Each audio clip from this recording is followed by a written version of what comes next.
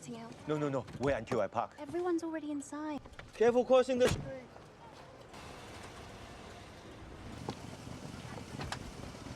You stupid!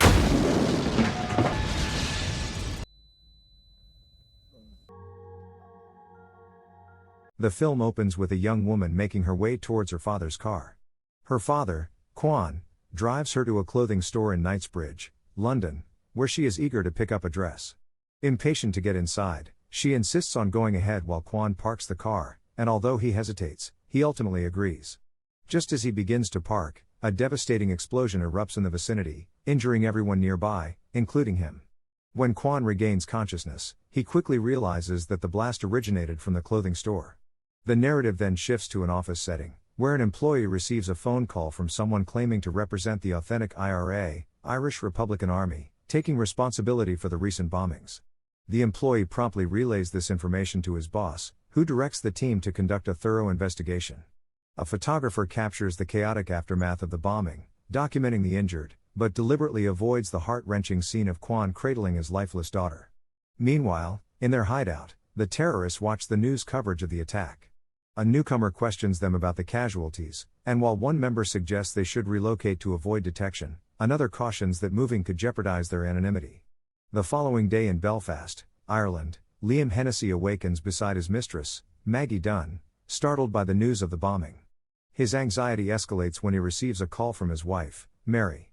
In an attempt to conceal his whereabouts, Liam fabricates a story about being in a meeting. Back in London, Quan stands in his daughter's untouched room, the weight of his grief palpable as he quietly surveys the space. The vibrant remnants of her life, clothes, toys, and personal belongings, now serve as haunting reminders of his unimaginable loss. Meanwhile, in Belfast, Liam hurries to a meeting, his mind racing with thoughts of the explosion. During his commute, he receives a call from a woman expressing concern over the bombing. He suggests that one possible course of action could be to release political prisoners affiliated with the IRA. After ending the call, he confronts the board members, asserting that they are not to blame for the tragedy. He reveals that a rogue faction calling themselves the authentic IRA has been operating independently and without their knowledge. It becomes evident that he and his associates are deeply rooted in the original IRA. He wraps up the meeting with a decisive command for a comprehensive investigation aimed at tracking down the bombers. Simultaneously, London's counterterrorism unit, SO15, is diligently monitoring the movements of the perpetrators, starting with an analysis of license plates from vehicles near the explosion site. Their focus shifts dramatically when they receive intel about a Chinese man who has been frequenting the building since the attack. This man is Quan. Commander Bromley, the head of SO15, resolves to engage Quan directly. During their discussion, Quan offers a significant financial incentive in exchange for information regarding an IRA member. Bromley firmly declines, prompting Quan to leave with a polite, "Thank you," though his eyes betray a fierce determination. Later, he watches an interview featuring Liam, who publicly disavows any connection between the IRA and the bombing. As Quan absorbs Liam's words, a woman from his household enters the room, sensing the heavy mood. Concerned for his well-being, she opens the window blinds and gently encourages him to eat. Following his interview, Liam's secretary briefs him on his upcoming obligations and mentions a request from an Asian man seeking a conversation with him. With reluctance, Liam accepts the call. On the other end, Quan directly demands to know who is responsible for his daughter's death. Liam, taken aback and slightly offended, dismisses the inquiry, asserting that even as deputy minister of the IRA, he lacks knowledge of the culprits. This only strengthens Quan's resolve to uncover the truth. Determined to sever ties with his past, Quan symbolically incinerates items that connect him to it, family photographs and news articles about his other daughter's abduction. The woman in the house witnesses this unsettling act and resolves to look after him. However, when she turns back, he has already disappeared. He embarks on a mission, acquiring various tools intended for his quest for vengeance.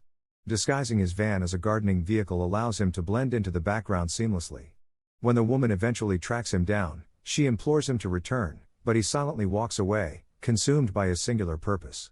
Shortly thereafter, he arrives at Liam's office, resolved to confront him face to face. At first, Liam's guards attempt to restrain him, but he asserts his authority, commanding them to step aside. In a tense private conversation, he once again presses Quan for the names of those responsible for the tragedy. As anticipated, Liam feigns ignorance, leaving Quan frustrated and unsatisfied. Before departing, Quan discreetly constructs a makeshift bomb in the bathroom, setting it to detonate shortly after he leaves. The explosion, while not lethal, reverberates through the building, instilling panic among its occupants. An immediate investigation is initiated, and Quan seizes the moment to call Liam again, reiterating his demand for names. Enraged by the bombing, Liam loses his composure, but Quan coldly disconnects the call. Recognizing the gravity of the threat posed by Quan, Liam reaches out to his nephew, Sean Morrison, a skilled ranger currently in New York, seeking his assistance. Meanwhile, Quan rents a nearby apartment and meticulously begins assembling another lethal device. As two of Liam's men prepare to leave the parking lot, one of them spots an explosive device affixed to their vehicle. They quickly trace Quan's whereabouts and find him in his apartment. Rushing to apprehend him, they are met with fierce resistance as Quan skillfully fights them off. Following this failed attempt, a furious Liam berates his men for their inability to subdue an elderly Asian man. Just then, his wife Mary walks in, prompting Liam to instruct her to pack their things. They're heading to their farm. Soon after, Sean arrives from New York. Liam directs him to meet with Commander Bromley to inform him of their covert plan, ensuring that other IRA members remain oblivious. Meanwhile, Liam heads to a restaurant where Quan is already parked outside in his van. Upon entering, he greets his mistress Maggie with a kiss, a moment captured by Quan's camera. He swiftly sends the photo to Liam as a chilling warning. As Sean meets with Bromley, he acknowledges the commander's mistrust of the IRA but explains their strategy to catch the bombers by assigning specific code words to each group. Bromley agrees to collaborate but insists on direct communication with Liam when the time comes.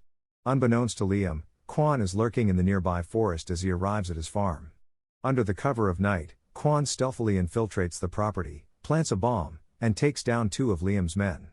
The subsequent explosion serves as a brutal wake-up call for Liam. He realizes he has gravely underestimated Quan and that he needs reinforcements to confront this escalating threat. He retreats to his room, where Mary informs him of her intention to visit their daughter's flat in London.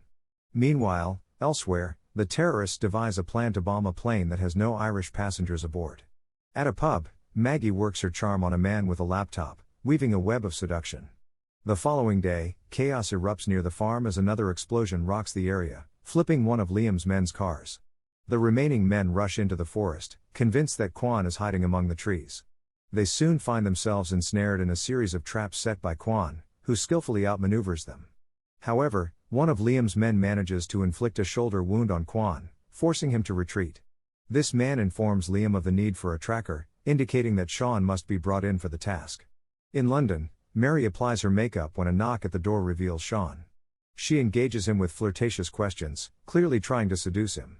Eventually, he succumbs to her advances, and they confess to their secret affair. Their intimate moment is abruptly interrupted by a call from Liam, summoning Sean to the farm the next day. After hanging up, Mary reveals her simmering anger toward Liam, blaming him for the death of her brother. Meanwhile, Quan reflects on his haunting past as he tends to his wound.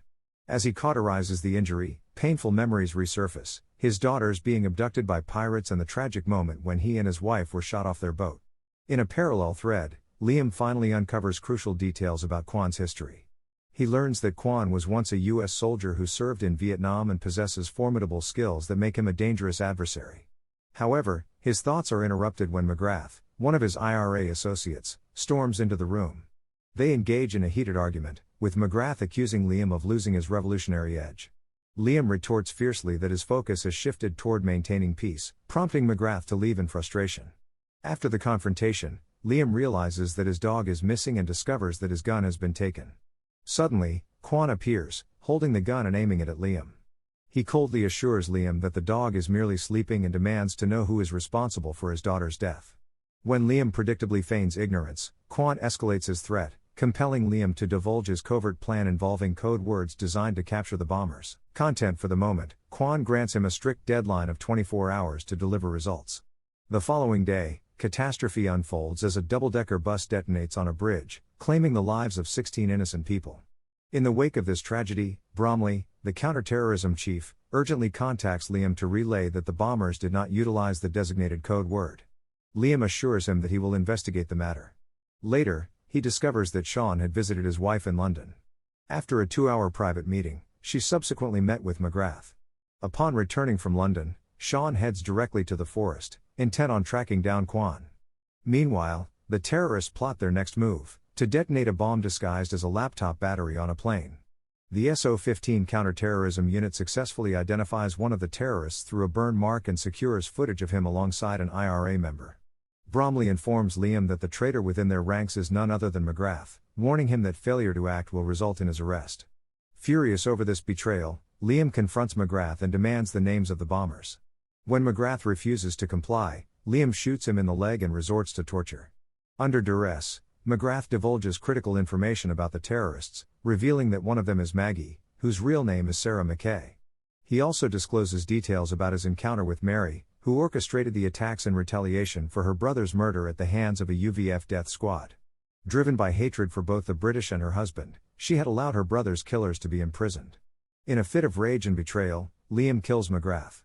Meanwhile, Maggie completes her seduction of the man from the pub. Once he steps away to clean up, she swiftly replaces the laptop battery with an explosive device, unwittingly turning him into an unsuspecting carrier. Back in the forest, Chan finally tracks down Quan. They engage in a brutal fight, but Quan ultimately prevails. When Chan regains consciousness, he finds himself bound to a tree. Quan interrogates him about the bombers, and Chan, already privy to the information from his uncle, reveals everything he knows in exchange for Quan sparing his life. Chan returns to Liam and informs him that Quan let him go.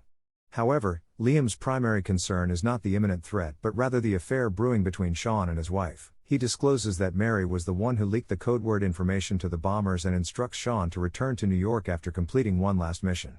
In London, the SO-15 unit surrounds the building where the terrorists are holed up. Before they can take action, Quan, disguised as a mechanic, stealthily infiltrates the room.